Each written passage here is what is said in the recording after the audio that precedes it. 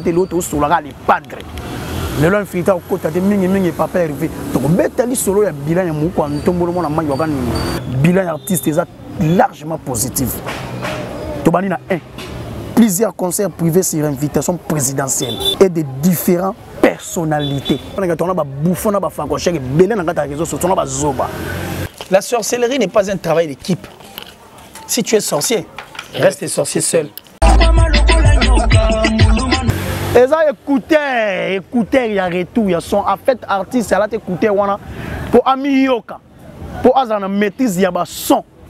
À se contrôler bien, donc il y a retour, il y a écouté. Donc en fait, écouter, ils ont servi artiste à se communiquer très bien dans le staff technique.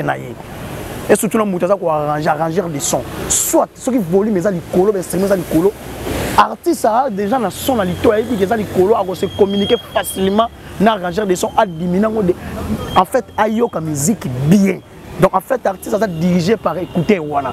Eza autotune te ba bouffon.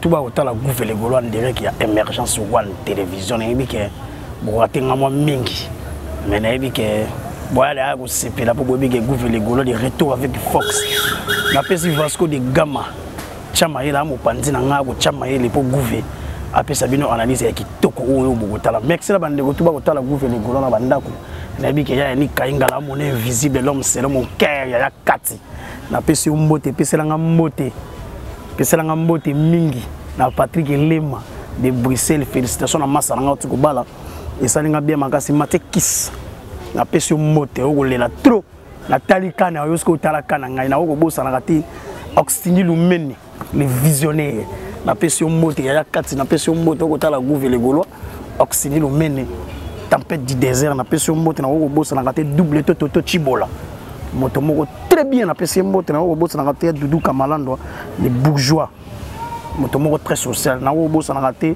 Body Young riche na pesi mbote na ko bosa na kati ya Pati Malobo très puissant ba bona ni na ba joindre Noël na bino to comme na fin de l'année ba festivité kalaté na pesi bino mbote ya Idomo Zamba na pesi mbote boss ovoma mbweni 5 étoiles na pesi mbote o kotala goût les Gaulois soldats ya mbodi kaka ndenge ezalaka sans plus tarder le 19 décembre live streaming na biso et vous allez projeter bongo na Rock Star. Je pense que Baolanda Trésor Global na Moscou a expliqué très bien nini lien wana ezali posté na chaîne ya Papa Hervé na Ferregola TV. Okene na poste ne pas d'acheter message acheter na lien o yoko cliquer et vous mémoire ti na page ya Rockstar pour okene go zela concert na biso le 19 live streaming et ko ça la bien isa 5 €. Bato ba ko zo déjà passe na bango pona ko zela concert wana live streaming na Rockstar eza bongo bien makasi et ko za la bongo projeté na plusieurs chaînes internationales to ko betali solo nango awawa pesela ngai bango ndenge global Moscou a expliqué na ndenga lien eza na chaîne ya Papa Hervé ya Ferregola TV apesi bango yango bokende na poste tozalaka na vidéo accueil vidéo communauté poste côté ba tchaka ba photo eza côté ba check lien les pas d'acheter photo acheter message le 19 acheter na lien ozo mema bato na Rockstar lien oyo kozwa passe na po ozela le 19 live streaming na biso oyo kozala bongo projeté na plusieurs chaînes internationaux pesa bango global Moscou masalanga trezege na pesa mbote move ya kati na pesa mbote ska kotala ngai ngana ka bien ba yana ngaba komzanga lowa masala bango mais vie ya gouvernement golo ya tongo ya kati na pesa mbote na ngata Moscou tolanda global Moscou trésor yo sala bien makasi to sélectionner lien ye wana na sie soki au cliquer maman na lien wana. Et puis si son maman ko na fait rigola yango wana chitunga yango wana moni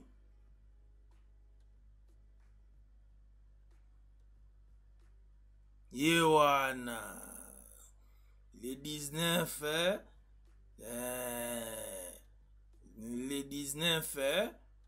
décembre accès à Moana 75 rennes équivalent à 5 dodo 5 dodo donc Moana équivalent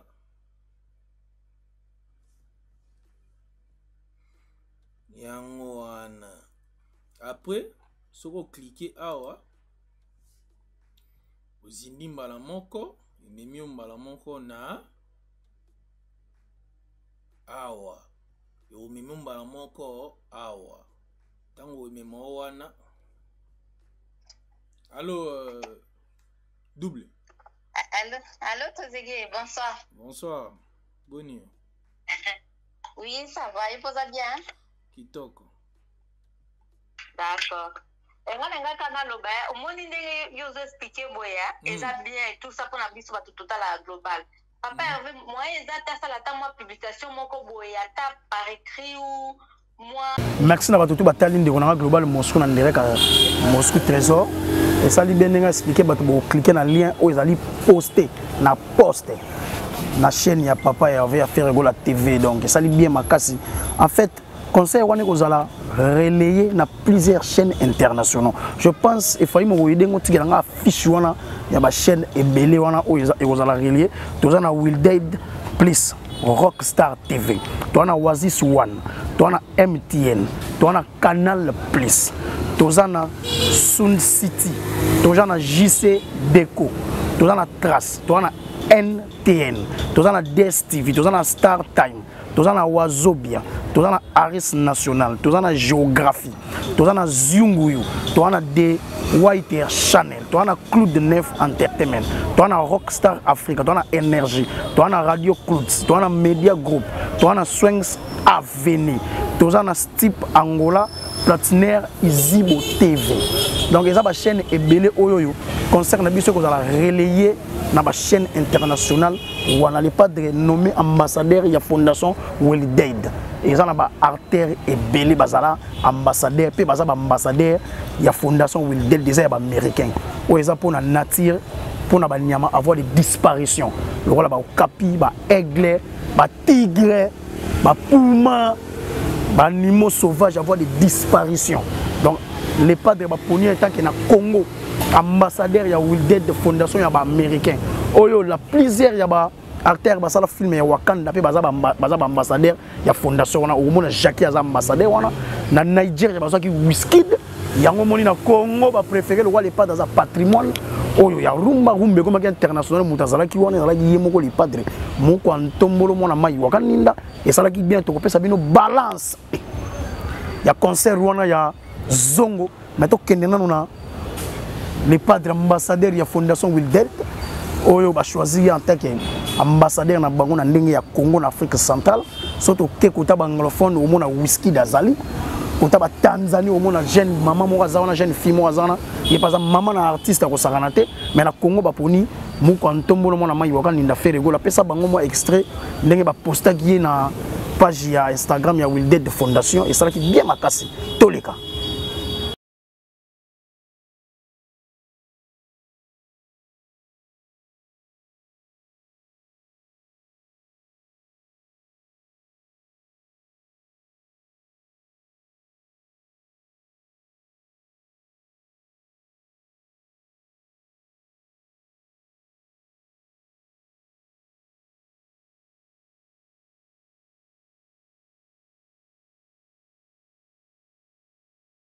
Na pesi mbote na ya Willy Monet ya Willy na wo bossa na te smoke 9D78 grand rappeur au santé l'autre sur les padres Le long filtre au côté de mingi papa arrivé. Donc betali solo ya bilan ya muko antombolo mona mangi wakani.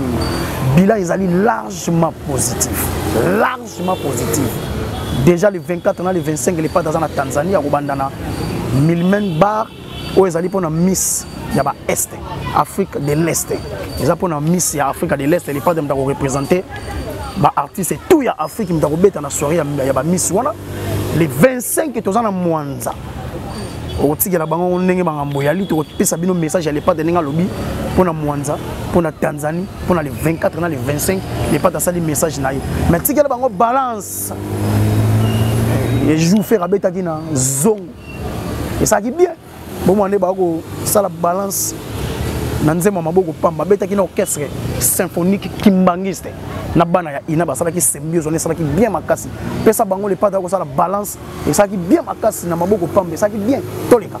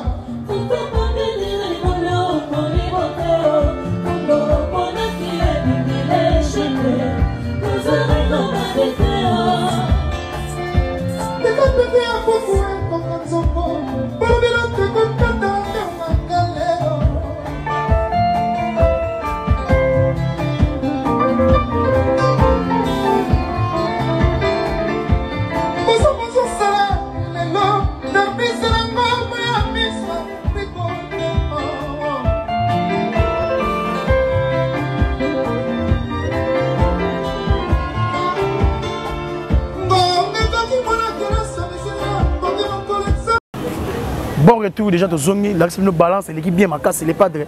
Ah ça la balance bien là-bas la fondation Wilder du Tonga. Azaki déjà ambassadeur.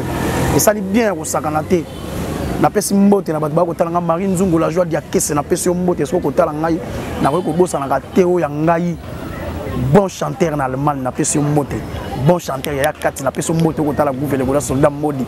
A to ko sala nettoyage à sec. Donc sur la PMB, on a la défense et sécurité pour les padres. Les 24 net les padres dans la Tanzanie. Les 24 les padres dans la Tanzanie dans Milimani City. Et ça pour la Miss il y a Est Afrique. Bah tu as Est Afrique qui va organiser Miss na bango les padres pour représenter tous les chanteurs africains.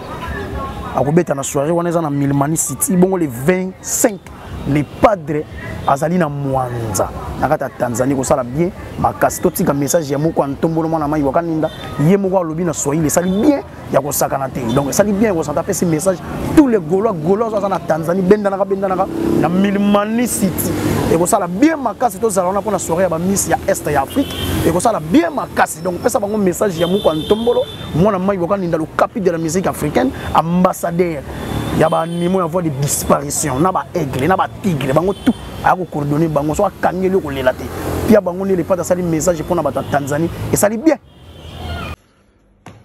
Tanzania Dar es Salaam Mwanza mimi Feregola na kuja Tanzania tarehe 24 takuwa Milimani City na Miss East Africa tarehe 25 tawasha moto Mwanza niko na rena event karibu tout déjà na pesi mbote na bato ba kotala gouvernement na o boss na kate équipe présidentielle ya Mama Fanta Fofana équipe présidentielle ya Mama Fanta za présidente ya tous les Gaulois na ba Gauloises na ba gladiateur na ba méloma na bonne musique chrétien ou chrétien parce que boy mela sida na pesi Manuel Galongi les sage coach na pesi mbote kotala ngai na o boss na kate mauvais civil na pesi mbote na moni Mamadi Wembo beton na pesi mbote kotala ngai na o boss na kate mama Iliki Tengi na pesi mbote na o boss na kate. En fait, les pas de temps à bêta qui concert au Togo bimisa les 19 live streaming. Ouais, vous en a Rockstar. Bah tu vas monter la écouter à retour, bah beza autotune. na ko comprendre que on a ba bouffon na ba fankoche belé na ngata réseau sociaux na ba zoba eza écouteur ya retour ya son en fait artiste ala te écouter wana pour amiyoka pour azana maîtrise ya ba son à se contrôler bien donc hier retour na ezana écouter wana yango moni mundelo na ko tshako expliquer ba bouffon na ba zoba ba yebité boyoka mundele nga ko expliquer donc en fait écouteur na ça ko servir artiste à se communiquer très bien na staff technique na ye et surtout na mutaza ko arranger des sons soit ce qui volume mais ça likolo mais instrument ça likolo artiste a déjà na son na lito et dit que ça likolo a se communiquer facilement na arranger des sons à diminuer en fait ayoka musique bien donc en fait artiste ça dirigé par écouter wana eza autotune te ba bouffon boyoka mindele ndanga ko boyoka mundela ko bisa nunga za autotune ça écouter ya retour ya son mais et ana lito toleka.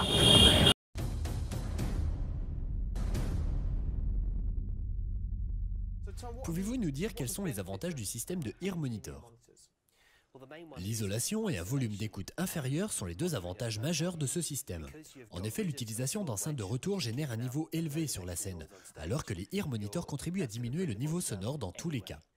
L'autre point est l'isolation qu'offrent les écouteurs intra-auriculaires, permettant d'écouter ainsi à un niveau inférieur à celui habituel, car il suffit de se positionner juste au-dessus du bruit ambiant perçu. Ceci est plus sûr pour l'audition et offre un plus grand contrôle du volume.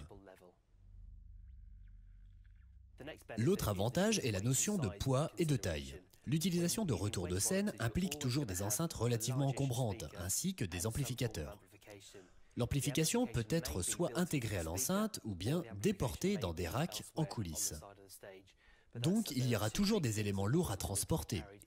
Avec un système de Ear Monitor, vous avez généralement une quantité plus faible d'équipement.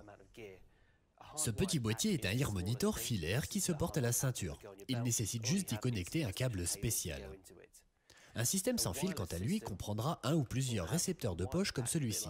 Bien sûr, un rack intégrant plusieurs émetteurs situés en régie retour seront nécessaires, mais l'encombrement et le poids de ces systèmes seront nettement inférieurs au traditionnel retour de scène.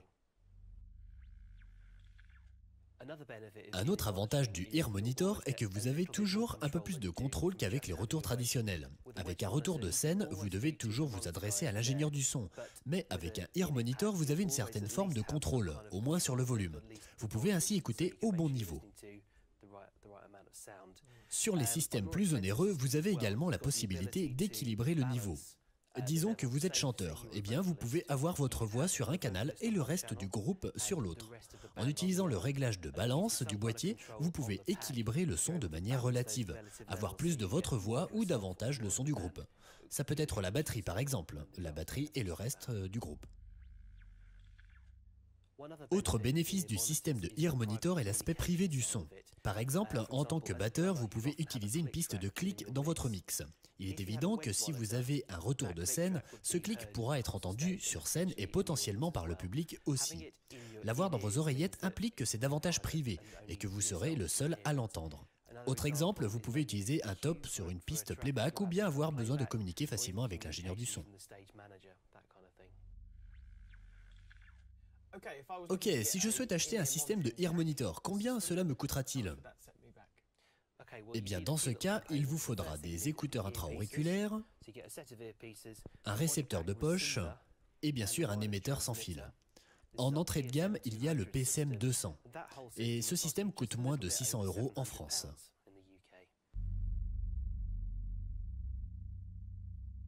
La pessimbote na batutu batalinga bolani mundele ya expliquer bien.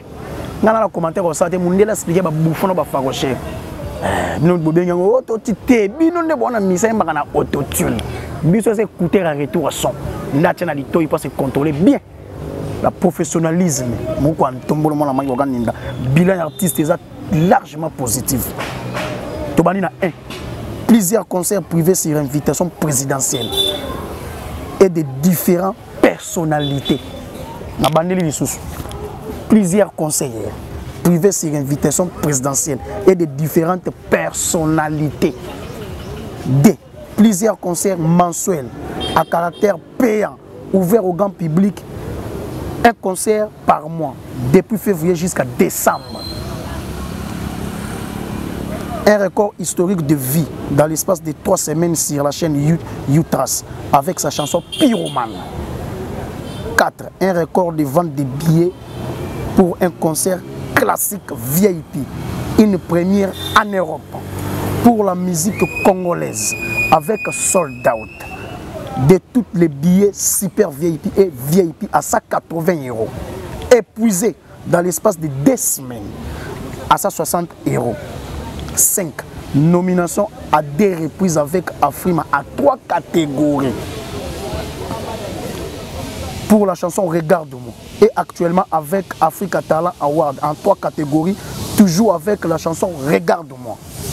Sortie médiatique très récente dans 3 à Paris avec des chaînes internationales. Il est choisi comme coach à la première édition de la compétition de Voice Africa Kids francophone. Il est choisi par la fondation Anglais Wilded comme ambassadeur de la conservation des natures animales en voie de disparition. Il nous propose le concert live enregistré des shows Must Go On pour les fêtes de fin de l'année. Il a exaucé ses fans en changeant de label, des Graal pour le meilleur label de l'industrie musicale anglophone. Donc nous attendons la nouvelle par la bouche de l'artiste pendant son séjour de travail à Paris la semaine prochaine. Bossani Pété Azalaki Bongo invité na festival film streaming na Monaco où ils allaient bilan largement positif ya muko antombolo mona mai wakaninda. Merci na tous les mutu oyoyo alandi gouverner gaulois tokokuta na bongo na prochain numéro oyo ko ya toko beta lisusu di solo ya muko antombolo mona mai wakaninda na pesi mbote mingi na Tyson qui vit la paix dans direct Hollande na peso mbote ya na moni papi chomatende le boulevard na ko bossa na te mauvais papi kukala Norbes Dalessa na moni Weston et Mvundu le pe palata na peso mbote ya na moni Ritier Modela na mboka ya Malili na moni bon c'est Jean Zola na peso mbote na moni mère Mapambo na États-Unis bilan ya pas déjà largement positif na ko bossa na te Mav Kofira direct il y a Orléans, mauvais Francis Vimpi na peso mbote na ko bossa na te maman Fanta Fofana na ko bossa na te maman Madi Wembo Beton na ko bossa na te maman Marine Nzongo la joie d'Akese na peso mbote maman Eliki Tengi na moni Belle Brida na peso bino mbote na moni top polémique kata et ko sala bien ba au côté ya bilan ils largement positif na ko bossa na te Manuel Kalonge les salles Toussaint Boumbali soy le motivateur plus de contact numéro la ngeza la fichier on a boye bien plus 243 90 32 63 225 plus 243 90 32 63 225 aussi gouverner les Gaulois moi on a tout sur sali musala na yesuka na suka sengeli alia donc comme une fin de l'année on a linga gouverner les Gaulois penser na gouverner ça la bien makasi tikela bango danse na biso ya bazui kizungu zungu troublé zungu zungu ça la bien makasi tokutani soki Yesu ayete merci.